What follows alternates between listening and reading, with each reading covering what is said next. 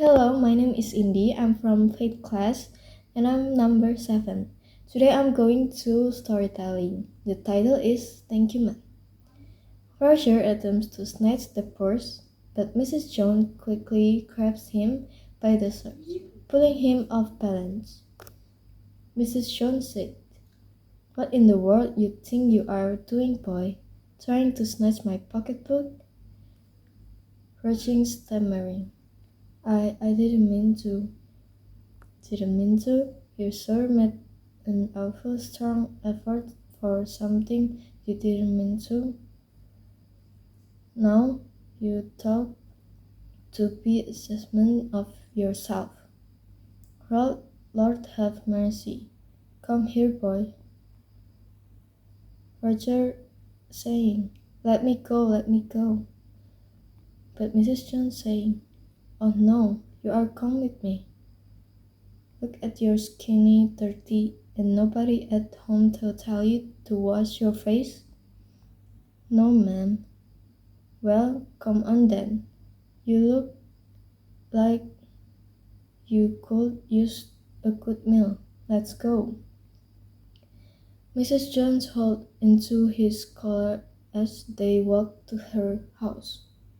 They entered Mrs. Jones' mother's home, where she finally lets go of Roger. Mrs. Jones say, sit down over there, that David. You can wash your face in that corner sinks first. Go on now. I bet you want to my money to buy yourself some fancy shoes. Roger says, yes, ma'am. Mrs. Jones says, well, shoes come by devil's ways sometimes. You ain't got to snatch people's purse to get what you want. Why didn't you just ask me for what you need? Roger says, I didn't know you'd give me anything. You didn't know because you didn't ask. Now, let's get you some supper. Mrs. Jones prepares food. Roger watches her, still unsure whether to stay or run.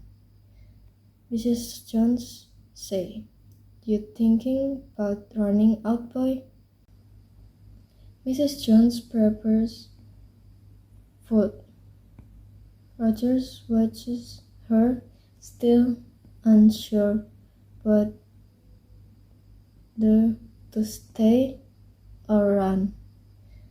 Mrs. Jones say, you thinking about running out, boy? I'm not going to hurt you. I just want you to behave yourself from now on. Roger says, yes, ma'am. Mrs. Jones says, good. Now eat. After this, you can head on home. But you remember what I say. Yes, ma'am. Roger eat in silence. Afterward, Mrs. Jones goes to her purse and pulls out some money.